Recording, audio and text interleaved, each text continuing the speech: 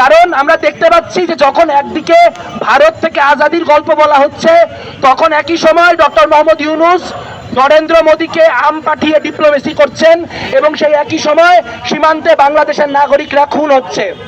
আমরা দেখতে পেলাম যে বারবার মুখে বলা হচ্ছে 5ই আগস্ট নাকি আমাদের দ্বিতীয় স্বাধীনতা। তার কারণ 5ই আগস্ট নাকি আমরা ভারতের থেকে মুক্তি পেয়েছি। এরকম হাস্যকর এবং বাটপারি কথা ডক্টর মোহাম্মদ ইউনূস এবং ইউনূসের যে দালাল, যাদেরকে জেনজিরা মাঝামাঝি ফাইজলামি করে বলে, পার্ডন মাই ফ্রেঞ্চ, ইউনুসেক্সুয়াল, সেই ইউনুসেক্সুয়ালদেরই মানায়। কারণ আমরা দেখতে পাচ্ছি যে যখন একদিকে ভারত থেকে আজাদির গল্প বলা হচ্ছে, তখন একই সময় ডক্টর মোহাম্মদ ইউনূস নরেন্দ্র মোদীকে আম পাঠিয়ে ডিপ্লোমেসি করছেন এবং সেই একই সময় সীমান্তে বাংলাদেশের নাগরিকরা খুন হচ্ছে। আমরা দেখতে পাচ্ছি একদিকে আদানির যেই চুক্তি, সেই চুক্তি অব্যাহত রয়েছে। আমরা এতগুলা বড় বড় কথা বলার পর আগের মতোই ক্যাপাসিটি চার্জ দিয়ে আদানির থেকে বিদ্যুৎ গ্রহণ করছি। আমরা দেখতে পাচ্ছি রামপাল বিদ্যুৎ কেন্দ্রের কথা সরকারের তরফ থেকে একবারও উচ্চারিত হচ্ছে না, অথচ সেই সরকার যারা পরিবেশ রক্ষার দোহাই দিয়ে আপনার সেন্ট মার্টিনের জনগণকে তাদের জীবিকাকে হুমকির মুখে ফেলে দিচ্ছেন।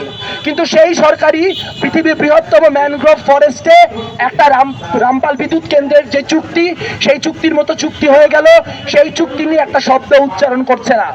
অর্থাৎ আমরা দেখতে পাচ্ছি ভারতের থেকে আর্থসামাজিক কোনো মুক্তি আমাদের ঘটেনি, বরং একই সঙ্গে মার্কিন যুক্তরাষ্ট্রের হাতে দেশ বিক্রি করে দেওয়ার যে পায়তারা, সেই পায়তারা আমাদের কাছে স্পষ্ট।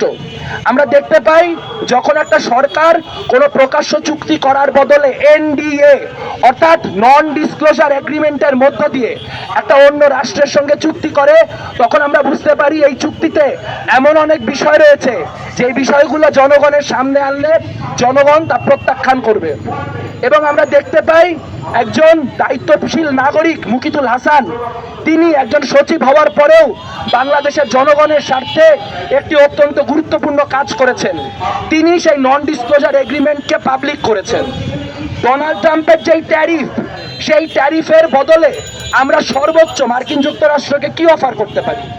আমরা বলতে পারি যে আপনারা যদি আমাদের পণ্যের উপর শুল্ক কমান, তাহলে আমরাও আমাদের আপনার পণ্যের উপর শুল্ক কমাবো। কিন্তু আমরা দেখতে পাচ্ছি তার কিছুই ঘটে নাই, বরং সেইখানে বলা হচ্ছে মার্কিন যুক্তরাষ্ট্রের থেকে আরো বেশি করে সামরিক সরঞ্জাম কিনতে হবে। সেখানে বলা হচ্ছে মার্কিন যুক্তরাষ্ট্রের যে কৃষি পণ্য, সেই কৃষি পণ্য আমাদের কিনতে হবে, ইত্যাদি ইত্যাদি। এই চুক্তিগুলি জনগণের সামনে নিয়ে এসেছেন মুকিতুল হাসান। তিনি প্রকাশ করার মধ্য দিয়ে সেটি বাংলাদেশের একটি সংবাদপত্রে আসে এবং তারপর পুলিশ সেটিকে আক্রান্ত করে।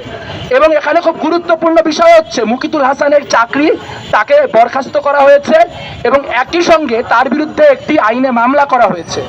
এই আইনটির নাম হচ্ছে স্টেট সিক্রেটস অ্যাক্ট, অর্থাৎ রাষ্ট্রীয় যেই গোপনীয় জিনিস তা প্রকাশ করা হলে এই ধারায় মামলা হয়। এটি একটি কলোনিয়াল বা ঔপনিবেশিক আইন, যেটা ব্রিটিশ সরকার করে গিয়েছিল।